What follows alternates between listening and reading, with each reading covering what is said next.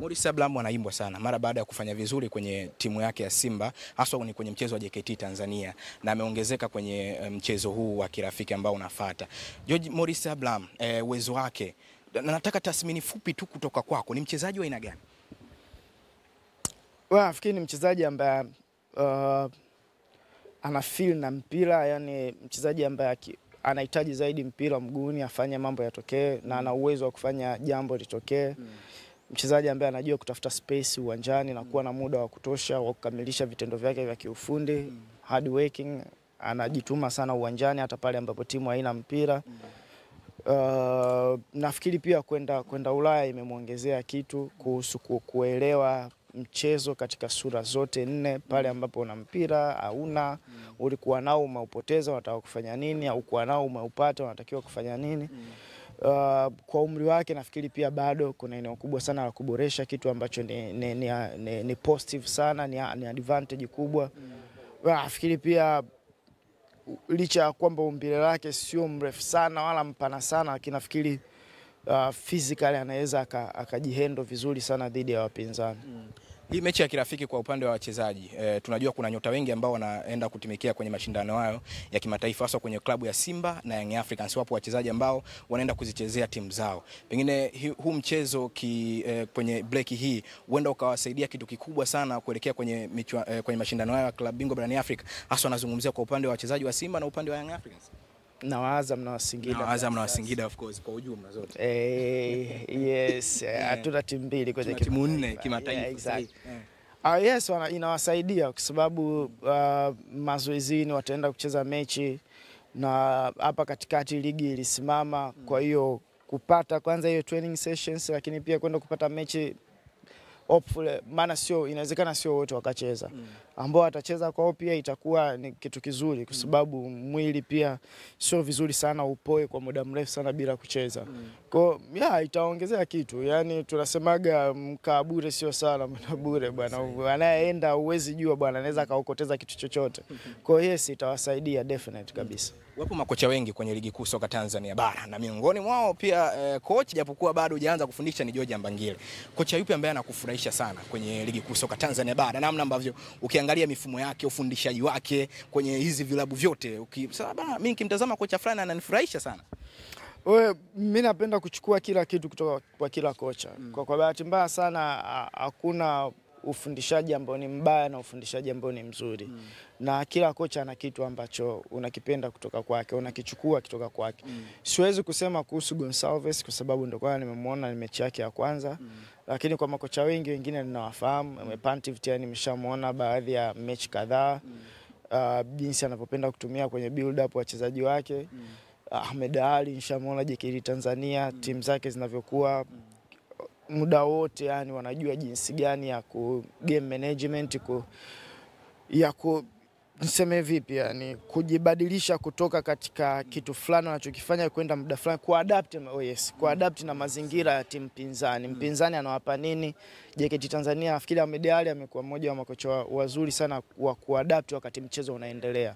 Ni rahisi sana kuadapt kabla ya mchezo, kumjua yule anafanya vipi, ngoja mimi leo nibadilike. Lakini kubadilika wakati mechi inaendelea nafikiri ni skill set nyingine tena.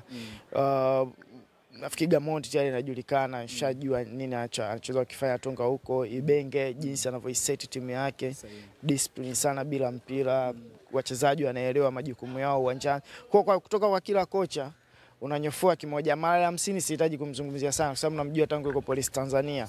Hakuna timu yoyote ya mara 50 ambayo nimewahi kuishuhudia afu ni wavivu uwanjani. Haijawahi kutokea, ipo hiyo. Na naamini haitakuja kutokea. Timu zake nyingi yani ni hard working sana uwanjani. Kwa kila kocha unaenda kuchukua moja. Maximo anaweza akawa kila kitu kwa labda bwana timu haifanyi vizuri na nini, lakini kitu ambacho nilikuwa nina uhakika katika timu ya Maximo, lazima nitaenda kukutana na wachezaji wenye umri mdogo. Jinsi anavyokuwa na uthubutu kuwapa nafasi. Kwa hiyo ndio maana nasema bwana huyu tu peke yake huyu, nitakuwa nimejifungia kwenye chumba kwamba mimi nahitaji sifa za kocha mmoja. Kwa hiyo na ukitaka kwa hata wa makocha unawaona hata wenyewe pia ukiwauliza watakwambia wanachukua kila kitu kwa kila kocha. Leo hii ukienda pale barani Ulaya umuulize Alonso atakwambia nimechukua kitu kwa Ancelotti kwa sababu amefundishwa na Ancelotti, nimechukua kitu kwa Benitez, nimechukua kitu kwa Jose, nimechukua kitu kwa Pep. Kwa anachovya huko. Ukimuuliza Mikel Arteta atakwambia nimechukua kitu kwa David Moyes, kwa Arsene Wenger, kwa Pep Guardiola. Kwa unachukua afu na wewe mwenyewe pia unaangalia nini. Kwa hata kwa makocha wote mimi kuna vitu avichukua. Mimi mwenyewe nina modo yangu ambayo ninaipenda, lakini huyu anafanya nini? Huyu hauwezi kwa kocha yoyote uwezi ukapita alafu ukapita kapata patupu. Yaani hakuna hata kimoja ambacho umekipenda, haiwezekani. Na natumai nataka tumalizie na hili swali moja la mwisho ambao utafunga mjadala wetu. Comment nyingi sana zilikuwa ni kwa kocha Pantev ambaye ni kocha wa Simba mara baada ya kuja na kikosi cha Gaborone hapa Tanzania, Simba wakashawishika kuona anafanya vizuri, kisha siku akasajiliwa Simba. Umezitazama mechi baadhi za Pantev, George Mbangile. Pengine Simba hii ambayo tumeishuhudia na inashiriki mashindano ya kimataifa, Pantev kwako huenda akaifikisha wapi Simba kimataifa kwenye hii football yake ambayo amecheza? Nimeona juzi kwenye mchezo ule wa JKT Tanzania Simba imebadilika sana kipindi cha pili na watu wakasema kwamba huenda kocha amefanya analysis nzuri ya kusoma mchezo na kuja kubadilika ghafla. Na kocha Pantev umemsoma kwa design gani ndani ya kikosi cha Simba na uchezaji wa kikosi cha Simba umebadilika kwa kiasi gani? Kufika wapi sijui kwa sababu mimi sio mtabiri. Ningekuwa najua kutabiri hivyo, kufika wapi ningekuwa natabiri kila timu duniani itafika wapi. Kwa sababu wachezi peke yake uwanjani atakabiliana na timu nyingine. Kuhusu kubadilika nikisema labda kwa walivyokuwa msimu uliopita na msimu huu, nafikiri msimu uliopita bado walikuwa bora sana. Msimu huu potential ipo ya kufika mbali zaidi. Kama watakuwa imara katika coaching, wachezaji form zao zitakuwa za hali ya juu. Nafikiri bado kuna chumba kikubwa sana cha kuboresha kwa sababu hakuanza na timu, amekuja ameikuta. Kwa maana yake naye pia ana misingi yake jinsi anavyotaka timu icheze. Kwa ni issue pia naye kupewa huo muda wa kuangalia nini ambacho anajaribu kukifanya and then kuangalia grafu inapanda kwa kiasi gani. Kwa bahati mbaya kwake sasa ni kwamba huo muda upo sana wa kutosha kwa sababu amekuja timu tayari iko kwenye mashindano. Kwa timu lazima iperform vizuri. Kwa maana yake lazima iboreshwe zaidi. Kwa kadri siku zinavyozidi kwenda hopefully timu itaendelea kuwa imara zaidi kwa sababu mashindano yote bado mabichi kuanzia domestic mpaka international bado mashindano mabichi. Imagine hata katika hatua ya makundi hata mechi moja haijachezwa. Kwenye ligi ndio kwanza wamecheza mechi 3. Kwenye Azam Sports Federation sina uhakika kama hata kuna mechi moja imechezwa, maybe I don't know, labda kama ipo hamna. Kwa bado yani mashindano yote bado ni mabichi mno. Na wapo wachezaji ambao ndio wageni walishaingia kwenye kikosi. Wengine wanatumika sana, wengine wanatumika kidogo. Kwa nafikiri ni issue ya kuangalia mwenyewe ata integrate vipi. Ndio maana unaona hata kwenye kikosi chake leo anacheza huyu, kesho huyu, kesho huyu. Ni kitu ambacho anatafuta sifa za wachezaji kuendana na kile anachokifikiria yeye. Jana nimesikiliza kipindi Sport Arena na ukazungumza kwamba natumai Andre Boeli kwenye kile ambacho amekifanya juzi ana kila sababu ama ulizungumza kwamba Andre Boeli amemzidi Prince Dube. Nimezungumza hiyo kauli kwa sababu nilikusikia wewe umeiongea. Pengine hao masteka wawili wa Young Africans George, natumai nataka kitu kimoja tu kusikia kwako kwamba hawatoshi kwenda kwenye michuano ya kimataifa mbele ya Young Africans kwenye kile ambacho umekizungumzia, lakini anashinda Andre Boeli lakini bado safu ya ushambuliaji inalega. Kwanza sikusema anamzidi, nilisema kwa sasa hivi pengine ana nafasi ya kuanza kuliko Dube. Naye pia anastahili kupewa hiyo nafasi kama Dube alipopewa nafasi mara nyingi, basi naye apewe pia nafasi hiyo ya kutosha aoneshe nini anachoweza kufanya. Lakini bado hawajafika katika kile kiwango ambacho pengine wanayanga wengi wanatamani wafike. Kwa hiyo sasa hivi wamekopeshwa muda. Wanahitaji kuboresha haraka sana. Vinginevyo manake Yanga watafanya maamuzi iwe katika dirisha dogo au mwishoni mwa msimu. Na kwa kesi ya Yanga ni kama kesi ya Simba. Mashindano yao bado yote ni mabichi. Kwa hiyo ingekuwa kwa mfano saa hizi washacheza hadi Champions League huko mahatua ya wapi, labda wanaendelea wameshatoka au vipi.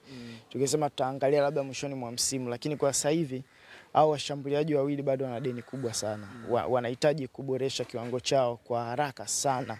Vinginevyo maana yake haitokuwa tu shida kwao, lakini pia itakuwa shida pia kwa Yanga kwa sababu timu itakuwa na function vipi. Unahitaji goal scorers waanze kufunga magoli.